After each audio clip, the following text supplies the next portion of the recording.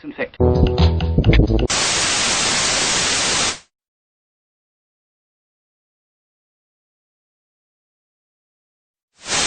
It's Rich Eubank. This is Snowboard Review TV, supported by Peak Leaders Instructor Training Courses.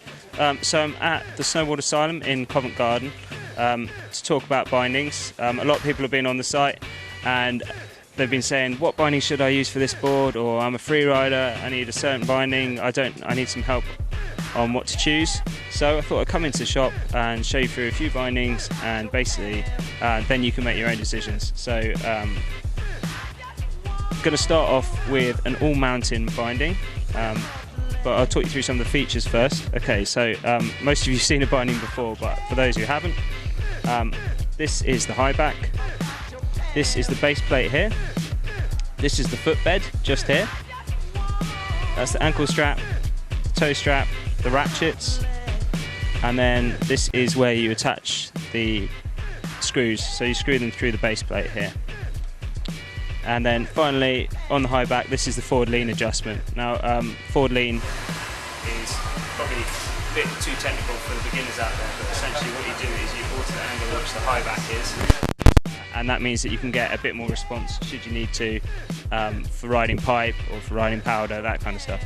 So, this is the Salomon Code. I think it's about £150. And it's an all-mountain binding. So that means that the high back is of a medium stiffness, for good response, but it's forgiving enough if you're riding park and that kind of stuff. Good solid ankle straps. These ones on the toe strap, it uses a kind of hybrid strap which can either be used over the top like old school bindings, or right on the toes like the cap strap from Burton. You've also got the gas pedal here, and that is so that you can get a bit more response into your toe side calves. And just to show you the flex on the high back, just so you can see, it's quite a stiff binding, so if you can't decide what binding you need, then an all-mountain binding is a good start, because that means you can ride park, you can ride powder, all with that binding. So now onto freestyle bindings. This is the Union Flight. It's quite a bit lighter than the Salomon Code, but it's also a lot less techy. So it's got a standard footbed, but it's nothing flashy. It's got lighter straps that are probably offer less kind of hold your foot in less firm, so you get a bit more side to side movement, but that's good because you can tweak grabs and tweak presses and that kind of stuff. It's also got a much softer high back. I'll just show you. So that will make it a bit more forgiving, and then it's got less forward lean options as well, because freestylers don't tend to use so much forward lean because it's a bit catchy when you're riding rails, so you've got one or two settings on that.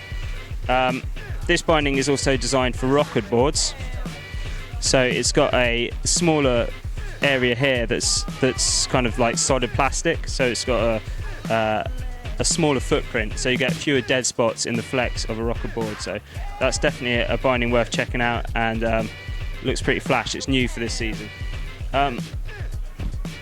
Then you've got ladies bindings. Essentially this is an all-mountain binding too.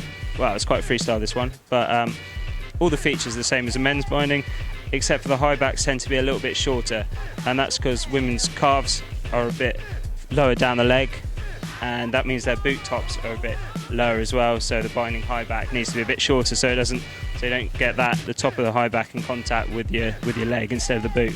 But apart from that, it's pretty much the same as a men's binding. And finally, a lot of people ask about step-in bindings. Not a big fan myself. There's several options out there. There's flow bindings, which you've probably heard of, but more and more binding manufacturers are coming up with a kind of compromise between ease and performance as well. So this is the K2 cinch, and the feature on the K2 cinch is that you put your foot in through the back of the binding like you do with a flow binding, and then once you've got your foot in, you move that up, pull the strap up, and then you've got a conventional strap binding, and you can adjust the straps here. The toe one's already done, but obviously because you're putting your foot in, you're getting a nice snug fit. And yeah, I think that's a better option. So if you are looking at a step in, look at the cinch, the APO Espresso binding, or there's some SP bindings as well that are doing that. I think Canoe have got one of this year as well. So yeah, a little bit weightier, but for convenience, if you're just a recreational rider and you're cruising around and you want a convenient binding where you don't have to bend down or sit in slush all day, then that's a good option for you. So that's about it. Talked you through a few bindings, and hopefully you guys can make your own decision now. Lots of brands out there. Obviously I've just shown you 3 different brands here, quite a lot of Union bindings, but Drake make great bindings, those are the ones I use. Burton obviously make great bindings. Pretty much if you go to a reputable shop, they'll be able to show you in the right direction. So good luck.